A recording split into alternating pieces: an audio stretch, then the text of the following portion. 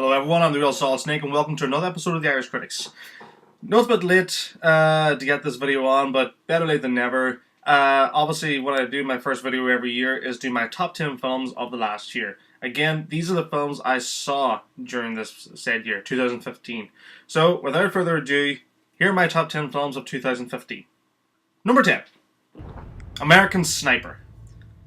Now, being a big fan of Clint Eastwood movies, the ones he's directed, this one has been his best in a long time. I thought it was very tense, very gripping. You pretty much couldn't... it hooks you in, the story of Chris Kyle and how he became the most prolific sniper in US history. Seeing his day-to-day struggles, his torment, and also knowing that he has to keep focused on the job in order to stay alive and protect his comrades in arms, was quite breathtaking. Cinematography was amazing, the direction was excellent, and the acting was incredible from Bradley Cooper. This film is excellent, well worthy of the praise that it got. I know that has its critics, but so does every film. This one I did truly love. So, American Sniper, number 10. Number 9. The Theory of Everything. Now, I went to see this the day before I went to see the Oscars. Okay. Now, I went to see this the night before the Oscars aired. At that point, I was pretty much betting that Michael Keaton was going to win Best Actor. Once I saw Theory of Everything, I knew pretty much straight away that Eddie Redmayne was going to do it. This man pretty much nailed it. He deserved his Oscar. The performance is staggering. It's one of the best performances I've ever seen in any film ever. I suppose that was the real draw to it, but it does have, other excellent backup characters as well.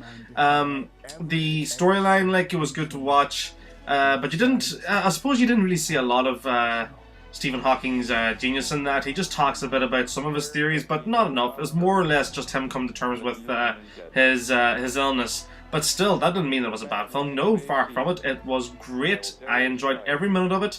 I would totally recommend it to anybody who would like to watch biopics. So, Eddie Redmayne totally deserved his Oscar for this. So, The Theory of Everything at number 9. Number 8. John Wick. When I first heard about this, I thought it was going to suck. Oh, how wrong I was. This film, it pretty much Taken. This would probably do for Keanu Reeves what Taken did for Liam Neeson.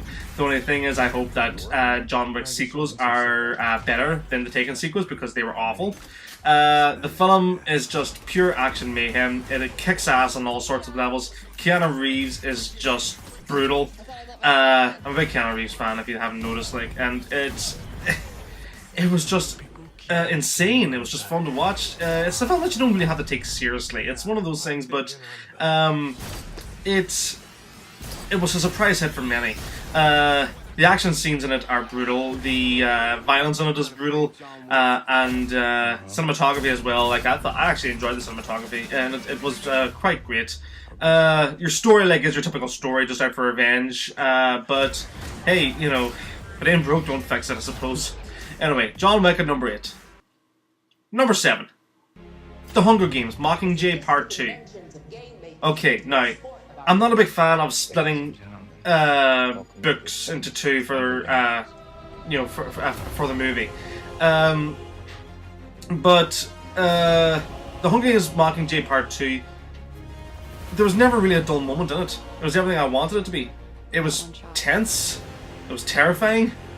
It was a very action-packed movie. I think the action moment of it goes on for pretty much well over an hour, and it had a satisfying conclusion, albeit a Return of the King style ending, though, where it had multiple endings. And I have to say that was the unfortunate bit that did kind of drag it down a little bit. I would take one mark off of it for that. But again, Jennifer Lawrence excels in her role as Katniss Everdeen, and Donald Sutherland is just incredible as President Snow. The beauty of this is the artwork here, the art direction. When you look at the design of the Capitol, it is a beautiful city. It's just a sight to behold on the big screen.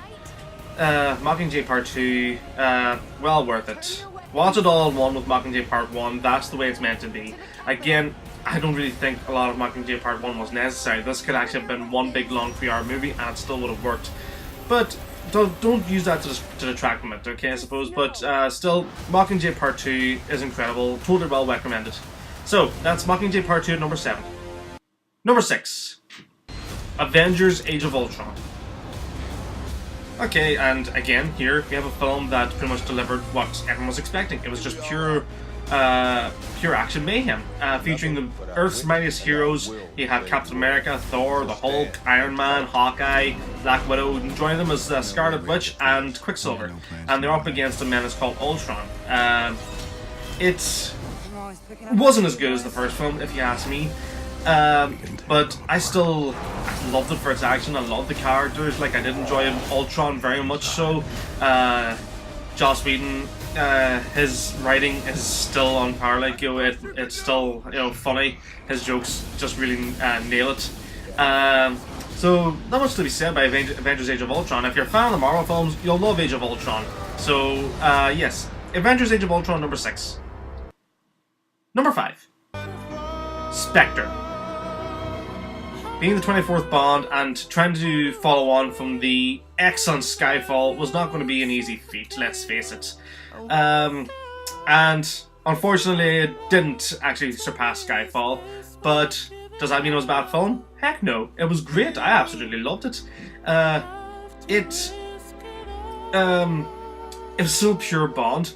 The opening scene was excellent as well. If you ask me, I think the opening to Spectre was far better than Skyfall's. I think it had a lot more action. Like, it was a lot. It was more. It had built the tension up a bit more, and it had a more satisfying ending to the opening, if you ask me, compared to what Skyfall's was. But unfortunately, it just didn't manage to live up to what I would say like would be Skyfall's villain.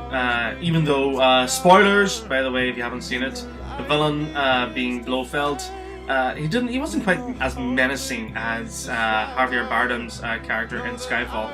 And yeah, I don't know. I just think there was just times like when the film it kind of dragged in a few places, but not many. But it did drag in a few.